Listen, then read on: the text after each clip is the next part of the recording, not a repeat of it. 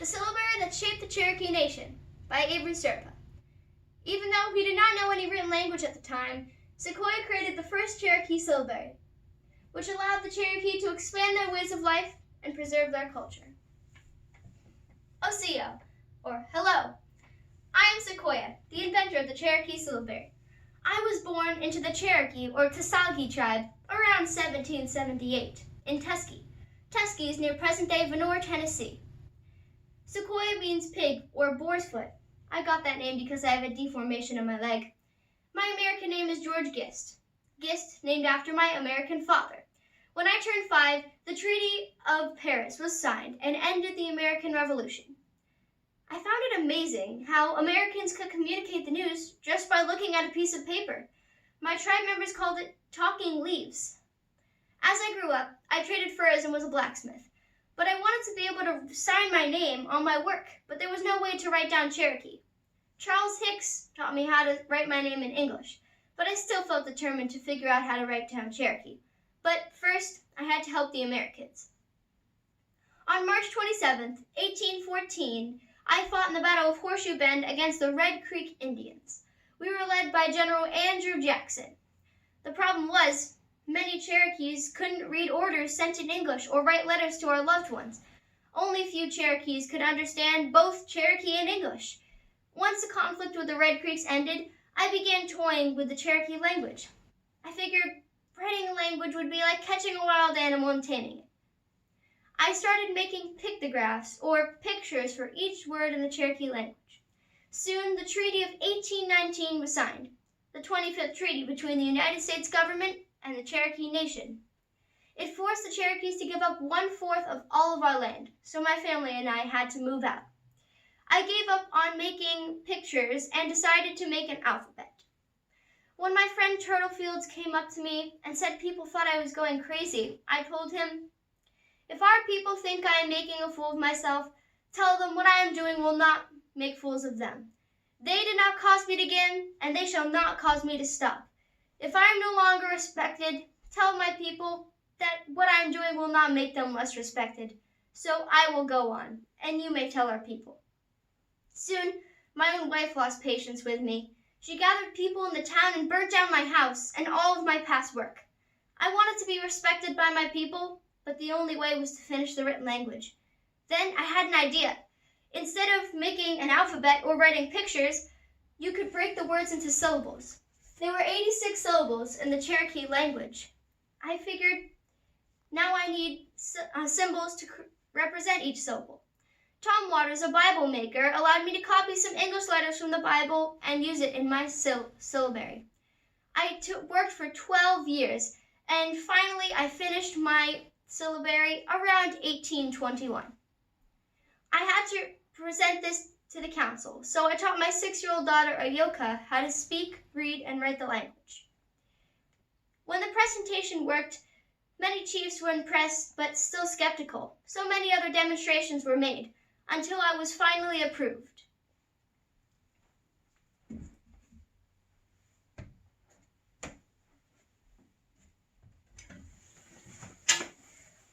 I am Elias Boudinot, the editor of the first Cherokee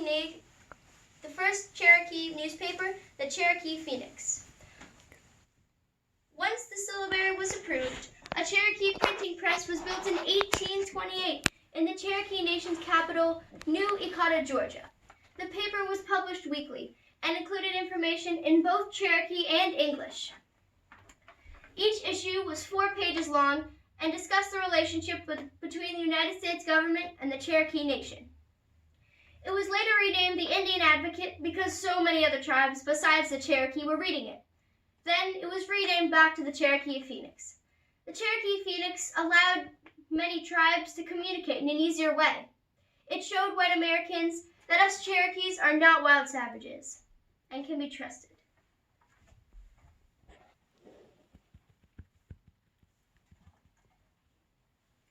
I am John Ross, Chief Leader of the Cherokee Nation.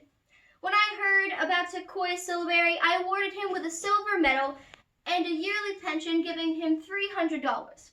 I wrote to him in a letter, "The old and the young find no difficulty in learning to read and write their native language. types have been made, and a printing press established in the nation. The scriptures have been translated and printed into Cherokee.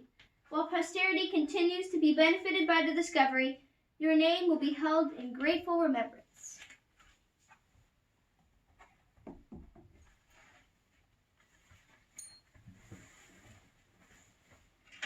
I was so honored to receive this medal that I wore it wherever I went. In just 10 years, 90% of the Cherokee Nation could read in my Syllabary. My Syllabary showed white Americans that us Cherokees can be civilized people and are not at all wild savages. Soon, many Bible makers and ministers translated the Bible and many songbooks into Cherokee, like Samuel Worcester. General Andrew Jackson, a man I once fought beside, established the Indian Removal Act when he became president. It forced 46,000 Native Americans to travel thousands of miles west. We called it Nunadal Tsuni, or the Trail of Tears, because over 4,000 Native Americans died. Once the Cherokee Nation began to rebuild itself, I started traveling around, and I decided to travel to Mexico in spring of 1842 to spread my Syllabary. I was 60 years old and in bad health, and I soon died in August of 1843.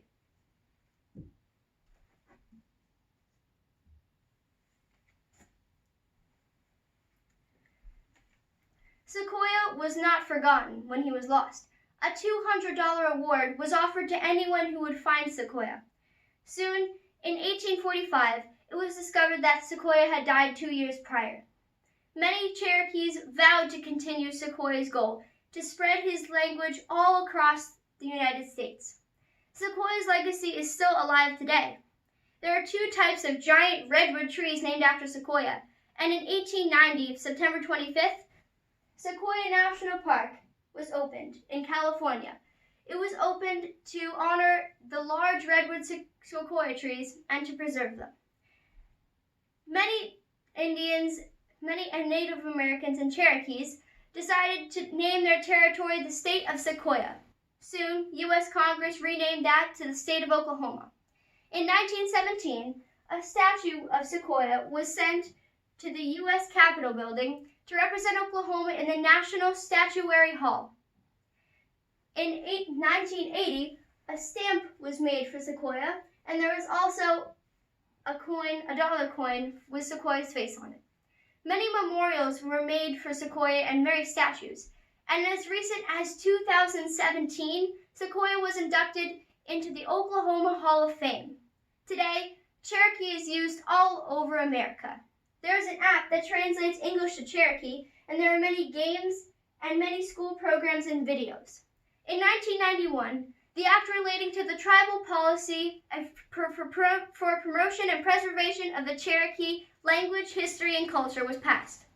This act made Cherokee and English the official language of the Cherokee Nation.